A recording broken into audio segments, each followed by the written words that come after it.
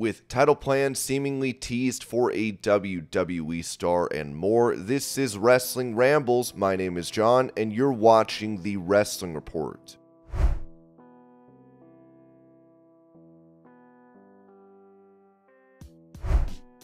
Mentioning the ongoing angle with the Bloodline in WWE, former MLW champion and member of the Anoa'i family, Jacob Fatu, said this about the storyline making him emotional in an interview with Coffin Radio. Here's the clip. And wrapping things up, you brought up the Bloodline. I think the Bloodline, it's really encapsulated wrestling. People have been, ecstatic about everything that's happened with the Bloodline, betrayals, this and that. How are your feelings towards, that whole Bloodline storyline that they have going on right now? Man, it's just, I'm getting goosebumps right now talking about it. Nah, but, as a family member, come on, man. Like, I'm entertained. It was like, we got to remember, bro, this hasn't just been going on for 6 months, a 7-month run.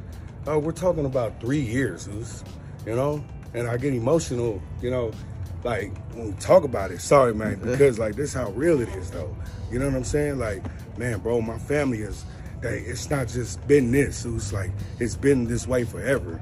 And dog, when we talk about this right here, you know what I'm saying, up high, yeah, bro, it's that part, So when I see it, I feel it, because they feel it. And if they don't feel it, the fans don't feel it. Come on, bro. 8 weeks in a row, over 2 million. The numbers don't lie, So sorry, man, if I get emotional, choked up about it. It's because, bro, like, I feel what they doing, and I love it.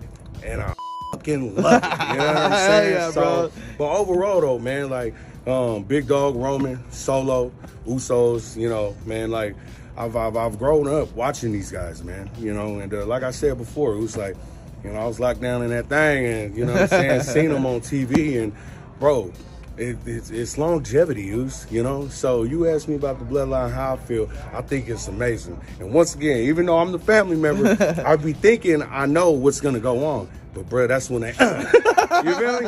Man, they hit me with that curveball, but it's good. It's amazing. Like, bro, it's crazy. I wish sometimes like I had a camera to get my reaction when I watch it. Like, people would just think it's just crazy.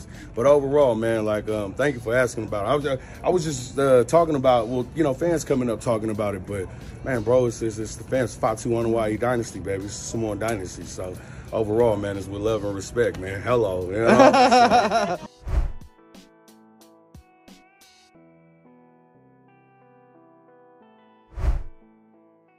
Touching on Bryan Danielson's current involvement with creative in AEW, Jim Ross said this on his Grilling JR podcast. What a gift he is to the business. What a gift he is to AEW. I think Bryan Danielson could write television better than anybody we got. I think he's got a great mind for the business, and I'm sure that going forward, his contributions won't be limited to what happens bell to bell. He's a great addition to the team.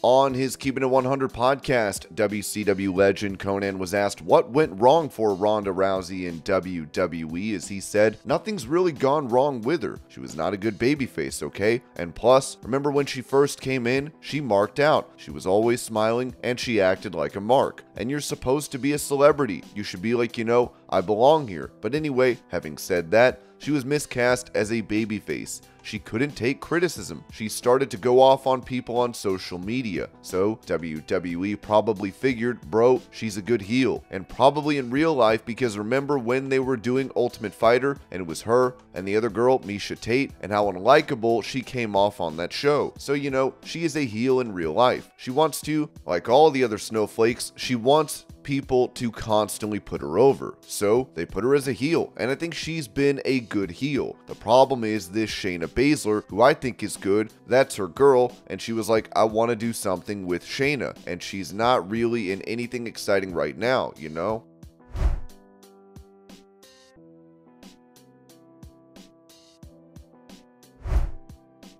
Talking about his time on AEW Collision so far, Malakai Black told Bobby Fish on the Undisputed podcast, "I requested to be strictly on Collision. I don't want people to get the pick. Saturday night, I get to see House of Black. If I give you the option for Wednesday, Friday, and Saturday, you're going to go, it doesn't really matter. I'll tune in whenever. They'll be there. I don't want to lose the polish."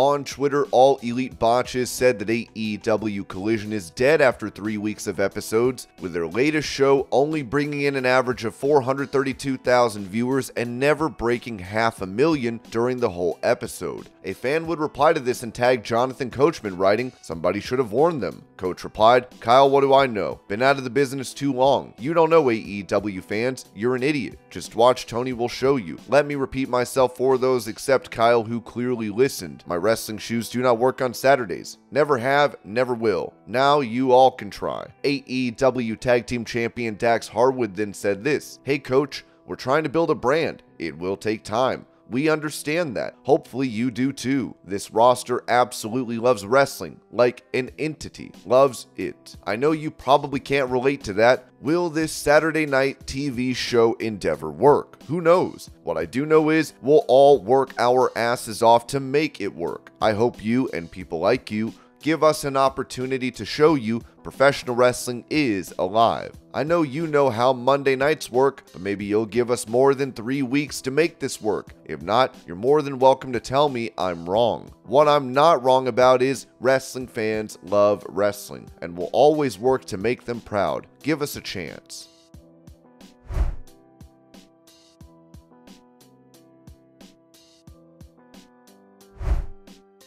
Revealing possible plans for himself in New Japan Pro Wrestling, Jon Moxley told Tokyo Sports, "I've been WWE World Heavyweight Champion and AEW World Champion, but I'm not the IWGP World Heavyweight Champion yet. If I were to fight Sonata, I'd have an image of myself as the IWGP World Champion, so I think it would be interesting."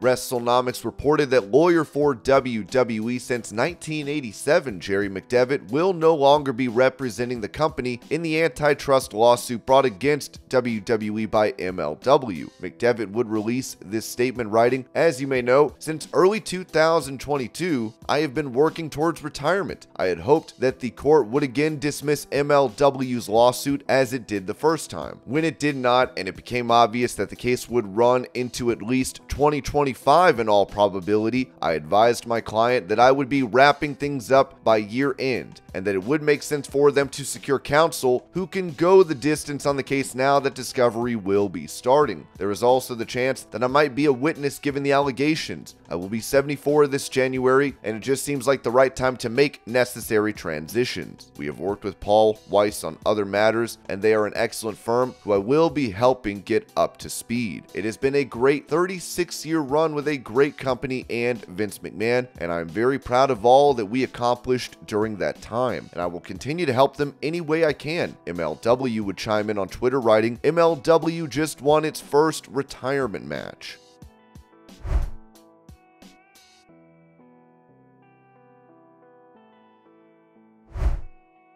At a WWE live event, United States Champion Austin Theory can be seen celebrating in the ring with his title as LA Knight took him out and picked up the belt. It remains to be seen if this feud comes together on programming.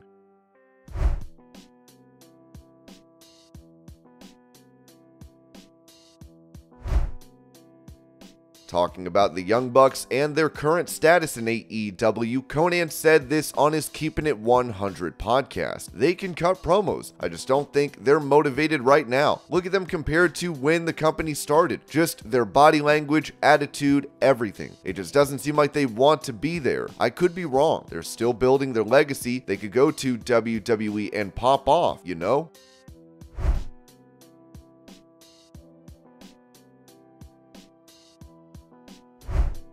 With Matt Riddle and his current partner announcing that they are expecting a baby, Riddle's ex-girlfriend has called out the star, writing, "He never sees his own kids. She doesn't even take care of her kid with medical issues. Both non-stop party. One's a sexual abuser, other is a high-risk porn star. He doesn't even like or want kids. I'd say karma did not fail me. Best of luck."